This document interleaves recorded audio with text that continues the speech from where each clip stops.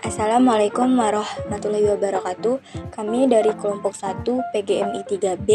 Di dalam video ini kami akan menjelaskan tentang kajian filsafat ontologi untuk memenuhi tugas mata kuliah konsep dasar PPKN.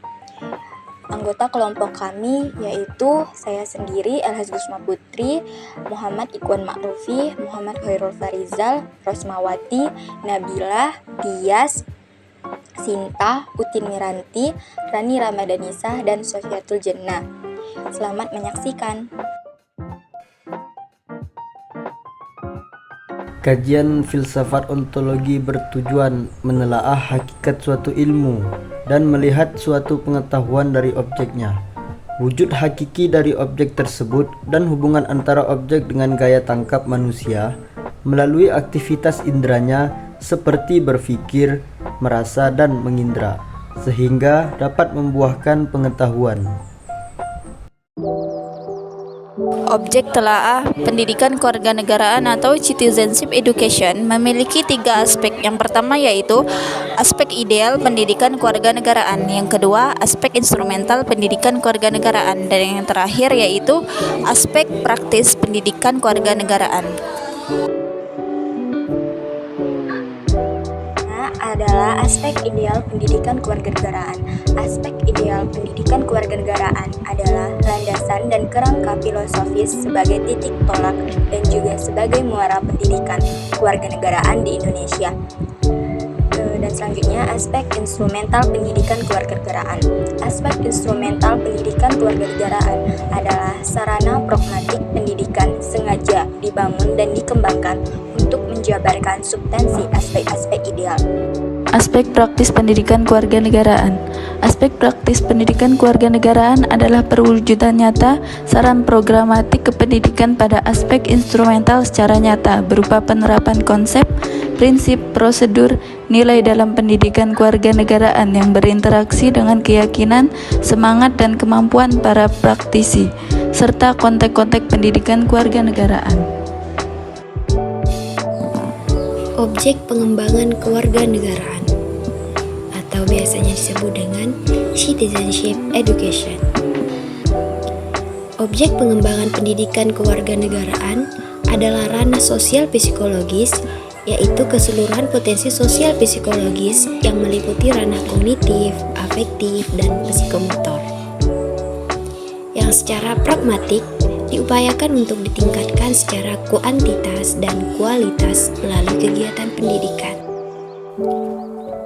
Dalam konteks kajian filsafat ontologi, pemahaman kompetensi kognitif dan afektif memiliki implikasi yang mendalam. Pertama yaitu kompetensi kognitif. Ada beberapa poin yang telah terbagi lagi di kompetensi kognitif. Yang pertama yaitu knowledge atau kemampuan pengetahuan. Dapat merujuk pada pemahaman ontologi, yaitu pemahaman tentang hakikat, realitas, dan ekstensi. Kemudian, kedua yaitu comprehension atau kemampuan pemahaman yang berhubungan dengan bagaimana seorang memahami dan menafsirkan pandangan ontologis, teori atau konsep-konsep dalam filsafat.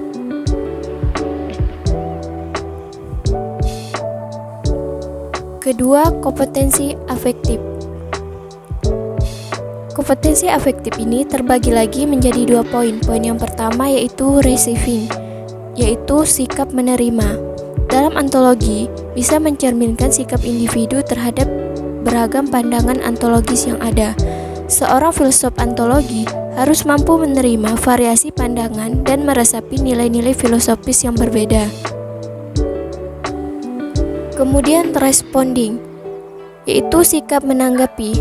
Dalam ontologi berkaitan dengan cara individu merespon atau meresapi nilai-nilai yang muncul dalam diskusi atau teori ontologis, mencangkup sebuah refleksi dan pertimbangan terhadap nilai-nilai filosofis yang mendasar pemikiran ontologis.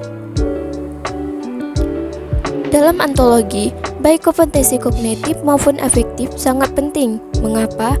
Dikarenakan ontologi mencakup menjawab pertanyaan yang mendasar tentang ekstensi, realitas, dan makna. Dan ini melibatkan pemahaman yang mendalam dan sikap yang mencerminkan pandangan filosofis yang serius.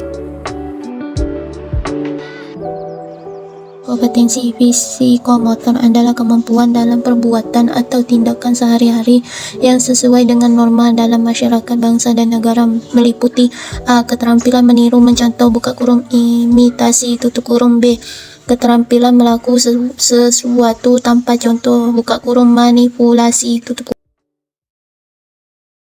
Selain ketiga ranah di samping, ada ranah lain yang perlu diperhatikan, yaitu menurut visi pendidikan nasional pada tahun 2045 dengan 4 pilar utama, yaitu A. Pembangunan sumber daya manusia dan penguasaan iptek, B. Perkembangan ekonomi berkelanjutan, C. Pemerataan pembangunan